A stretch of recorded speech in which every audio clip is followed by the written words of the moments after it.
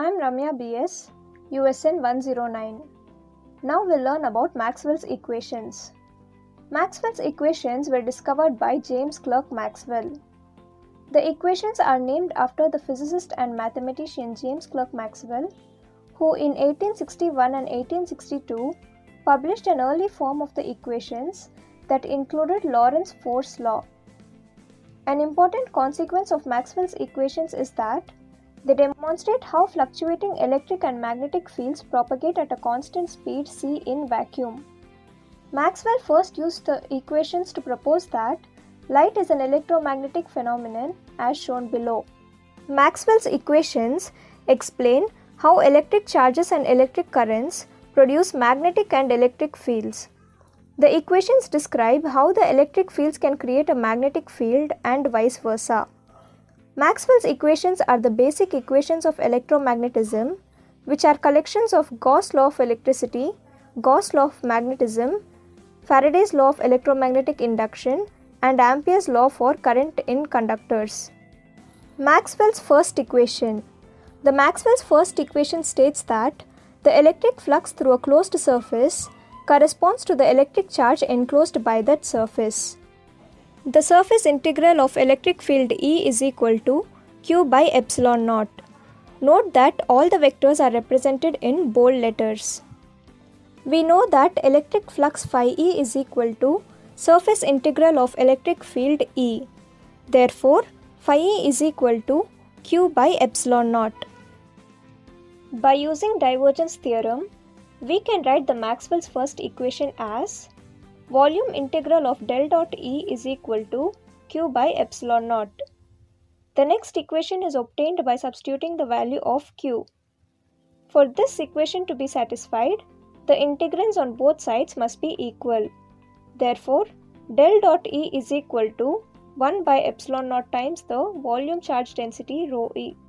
This is the Maxwell's first equation in differential form. Myself, Samiksha. Now let's see Maxwell's second equation.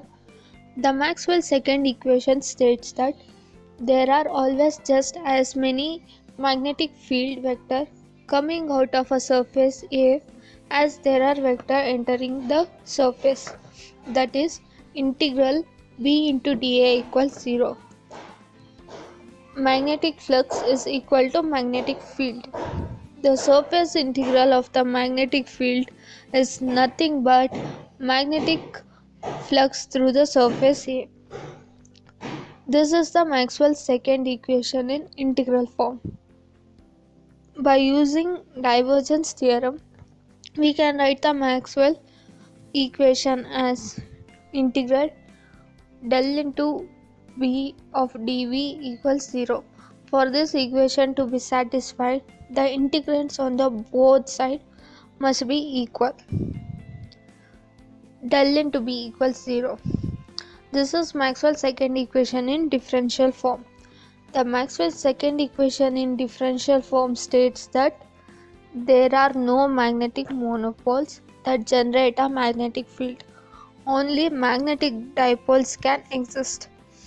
Now let's see Maxwell's third equation.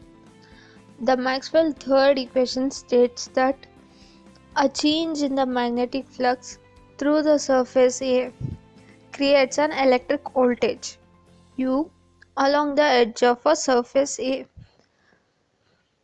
Integral E into dl is equal to minus of differentiation with respect to t integral P into dA. The integral sum up how much of the electric field rotates along the line, that is U equals integral E into dl. The integral corresponding to the electric voltage U along the line L. The surface integral of magnetic field is equal to the magnetic flux through the surface A. Magnetic flux is equal to integral B into dA. Differentiating the magnetic flux partially with respect to time, we get differentiation of magnetic flux with respect to t is equal to differentiation with respect to t into integral of B into dA. Therefore, the electric voltage becomes U equals minus of differentiation with respect to t integral B into dA. From the above equation, from the equation below, if differentiation of magnetic flux with respect to time is greater than 0, the electric voltage is negative. If it is lesser than 0, the electric voltage is positive. With the curl integral theorem, we can transform the integral form into differential form. Integral of del cross E into dA equals minus differentiation with respect to t integral B into dA.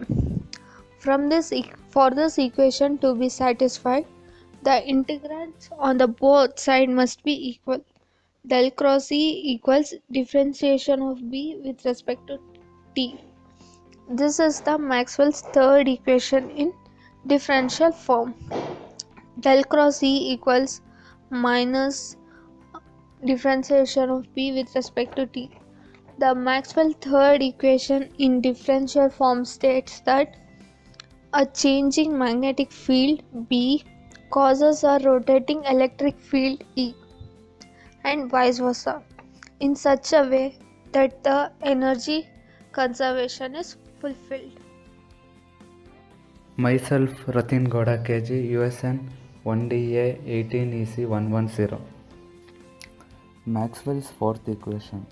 The Maxwell fourth equation states that the rotating magnetic field is generated first by an electric current through the surface A and second by change in electric field.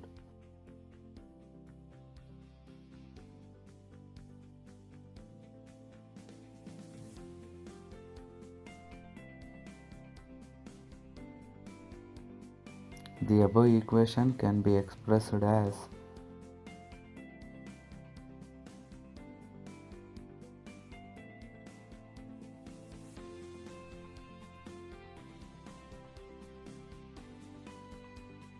with the curl integral theorem, we can transform the integral form into differential form.